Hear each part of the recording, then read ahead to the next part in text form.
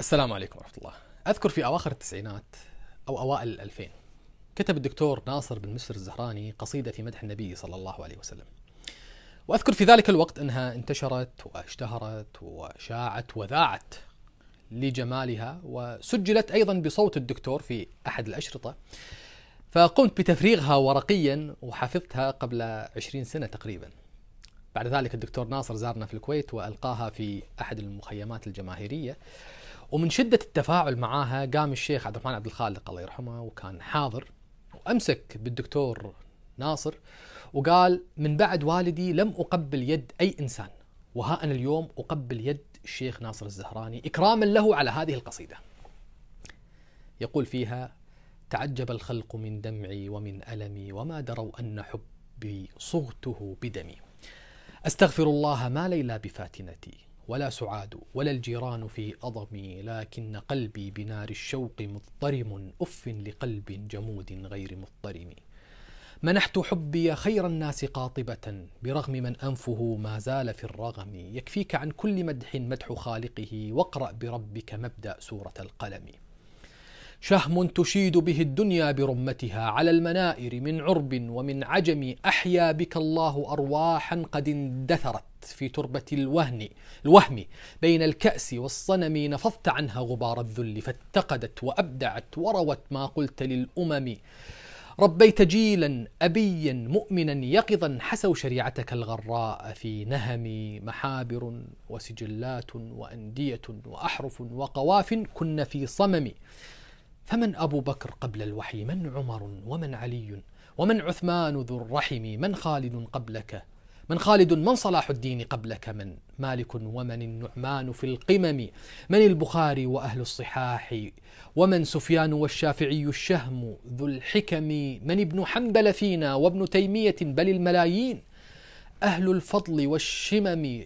من نهرك العذب يا خير الورى اغترفوا، أنت الإمام لأهل الفضل كلهم.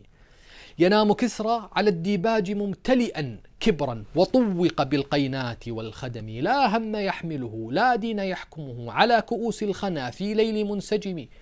أما العروبة أشلاء ممزقة من التسلط والأهواء والغشم. فجئت يا منقذ الإنسان من خطر كالبدر، لما يجلي حالك الظلم. أقبلت بالحق يجتث الضلال، فلا يلقى عدوك إلا علقم الندم. أنت الشجاع إذا الأبطال ذاهلة، والهندواني في الأعناق واللمم. فكنت أثبتهم قلبا وأوضحهم دربا، وأبعدهم عن ريبة التهم. بيت من الطين بالقرآن تعمره، تبا لقصر منيف بات في نغم. طعامك التمر والخبز الشعير، وما عيناك تعدو إلى اللذات والنعم. تبيت والجوع يلقى فيك بغيته، إن بات غيرك عبد الشحم والتخم. لما أتتك قم الليل استجبت لها، العين تغفو وأما القلب لم ينم. تمسي تناجي الذي أولاك نعمته، حتى تغلغلت الأورام في القدم. أزيز صدرك في جوف الظلام سرى، ودمع عينيك مثل الهاطل العمم. الليل تسهره بالوحي تعمره، وشيبتك بهود آية استقم. تسير وفق مراد الله في ثقة، ترعاك عين إله حافظ حكم. فوضت أمرك للديان مصطبرا بصدق نفس وعزم غير منثلم. ولا أبوك عن الدنيا ولم تره، وأنت مرتهن لا زلت في الرحم. وماتت الأم لما أن أنست بها، ولم تكن حين ولت بالغ الحلم.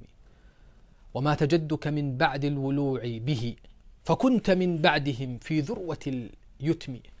فجاء عمك حصنا تستكن به، فاختاره الموت. والأعداء في الأجم ترمى وتؤذى بأصناف العذاب، فما رؤيت في ثوب جبار ومنتقم. حتى على كتفيك الطاهرين رموا، سل الجزور بكف المشرك القزم. أما خديجة من أعطتك بهجتها وألبستك رداء العطف والكرم، غدت إلى جنة الباري ورحمته، فأسلمتك لجرح غير منثلم أو غير ملتئم. والقلب أفعم من حب لعائشة، ما أعظم الخطب فالعرض الشريف رمي. وشج وجهك ثم الجيش في أحد، يعود ما بين مقتول ومنهزم. لما رزقت بإبراهيم وامتلأت به حياتك، بات الأمر كالعدم. ورغم تلك الرزايا والخطوب وما رأيت من لوعة كبرى ومن ألم ما كنت تحمل إلا قلب محتسب في عزم متقد في وجه مبتسم. بنيت بالصبر مجدا لا يماثله مجد وغيرك عن نهج الرشاد عمي. يا أمة غفلت عن نهجه ومضت تهيم من غير لا هدي ولا علم. تعيش في ظلمات التيه دمرها ضعف الأخوة والإيمان والهمم. يوما مشرقة يوما مغربة تسعى لنيل دواء من ذوي سقم. لن تهتدي أمة في غير منهجه مهما ارتضت من بديع الرأي والنظم. ملح أجاج سراب خادع خور ليست كمثل فرات سائغ طائم.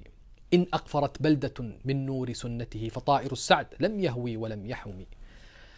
غنى فؤادي وذابت أحرفي خجلا ممن تألق في تبجيله كلمي. يا ليتني كنت فردا من صحابته أو خادما عنده من أصغر الخدم. تجود بالدمع عيني حين تذكره أما الفؤاد فللحوض العظيم ضمي.